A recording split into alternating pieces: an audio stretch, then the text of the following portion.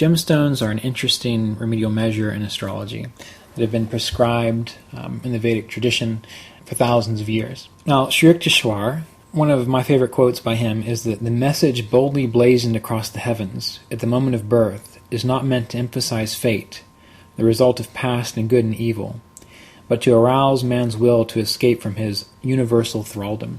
And gemstones are one of the ways that we can do this, that we can help to rise above our universal thraldom. Now, one of the primary ways, of course, is yoga meditation, which is, from my experience, one of the best ways. But what gemstones do is it helps to empower us. It helps to give us the energy, and it helps to give us the direction in our consciousness to go where we want to within life. Now, there's a lot of folklore around gemstones. For example, any Vedic astrologer that you go to, more than likely they're going to recommend one of the 9 most expensive gems for you, whether that's sapphire, yellow sapphire, pearl, diamond, hessonite, garnet. All of these are some of the most expensive gemstones that you can find. What's been found is that sometimes gemstones don't work for people, no matter how much a Vedic astrologer touts them to be a wonderful cure. So the first thing we need to know about gemstones is, when is gemstone therapy going to work for an individual? And this is great for Vedic and Western astrologers, primarily because I use the tropical zodiac doing Vedic astrology. It works beautifully. And in order to find out if gemstone therapy is going to be effective, I covered this in another video on do remedial measures actually work, but the person's Mars has to be strong. It's good if Mars is in an angle or a trine. It's good if Mars is in exaltation, Mula Trikona, or a great friend sign. If we have Mars in that kind of position in the birth chart, it can show a person who, number one, probably likes gemstones in the first place, and number two, who's going to benefit from wearing gemstones. So each planet deals with a particular kind of remedial measure, and whatever planets are strongest by dignity and placement, it's going to be those planets that indicate what works for someone. So once we've determined that Mars is good in a person's chart, then we can look at gemstones. Now, within Vedic astrology, there's also divisional charts. These are the Hora for wealth, the Trimsumsha for health, the Navamsha for purpose and marriage, the Dasamsha for career, and so on.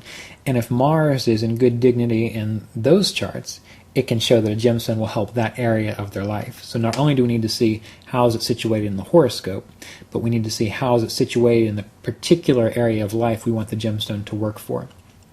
But mostly, it's my sense and my teacher Ernst's sense that gemstones work very well for health, because it works directly on the body, the magnetic or whatever kind of field there is in a gemstone that influences the body and strengthens the body. When we're prescribing gemstones, there's a number of rules we have to see, that we don't interfere with someone's dharma or their destiny, because that can occur.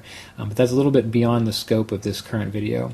For now, we just want to know what kind of gemstones do we need to work with. Now, when we're looking at a person's chart to give an accurate assessment of gemstone therapy, we need to know where is the planet, what sign is the planet in, because each sign has a particular color to it. And so if we have a planet that needs to be worked on or strengthened in Aries, then we would want to have a red gemstone. If it's in Cancer, it would need to be a pink gemstone. So the color of the stone is dependent on where the planet that we want to work with is placed. And if we look here, we can see that these are the colors.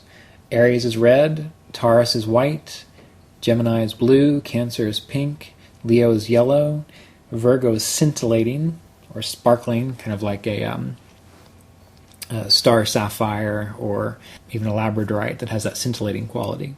Libra is green, Scorpio is brown, Sagittarius is orange, Capricorn is a multicolored gemstone, Aquarius is violet or purplish, and Pisces is clear.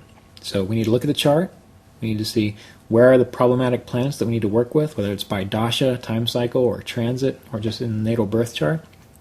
Whatever sign it's in, that's going to indicate the color of stone we need. Once we know the color, we need to know what kind of stone. Now this list can be quite long, and I'm not going to go through all of the gemstones. But what I will do is share the crystalline structure related to the planets. So for example, if we want to deal with the sun in Aries, we need the crystalline structure of a stone that has a cubic structure. If it's the moon, this needs to be an amorphous structure, such as opal. Opal is an amorphous structure. Mars is orthorhombic. Mercury is tetragonal. Jupiter is monoclinic. Venus is hexagonal. And Saturn is triclinic. That means that a stone that has a triclinic crystalline structure is specific to Saturn. A stone that has a monoclinic crystalline structure is specific to Jupiter. Now we find where the planet is and what is the planet, and so we can put them together. So if we think again, if we have a moon in Scorpio that needs to be worked on, then what we want is a brown opal, because opal is an amorphous stone, and the moon being in Scorpio needs to be brown. If we have Mercury in Sagittarius, which is orange, and a planet with a tetragonal crystalline structure, zircon, then we need an orange zircon. If we had a problematic Mercury in Pisces, which Mercury will be problematic if it's in the first 15 degrees of Pisces because it's debilitated there, then we need a clear zircon. And this will give us more precise influence on the person's life specific to the planet and specific to the sign in question. So you should get better results following this. Again, assuming that the person has a good Mars in the first place. Some astrologers say that gemstones can be bad for you. What's been found, based on what Ernst has shared with me, and what I have found as well just by experimenting with lots of gemstones, is that gemstones, you know if they're not going to be good for you, if they make you feel groggy, if they make you feel not clear-headed, if you just don't feel comfortable wearing them. And so it's not that gemstones in themselves are the problem. It might be that particular type of stone you're just not resonating with. For example, for Venus, there are a number of different kinds of stones that you can wear. A sapphire, a quartz, a tourmaline. These are 3 hexagonal structure stones. If you wear a quartz and it doesn't work with you, you can try sapphire. If you try sapphire and it doesn't work for you, you can try tourmaline. There's going to be probably one family of stone that you can work with based on the planet, and you'll learn that through experience. So basically, when we're thinking about gemstones, what we need to know is, where is the planet placed? What sign is it in? That's going to show us what color do we want to work with. Then what we need to know is, what is the planet that's got the problem that needs to be strengthened?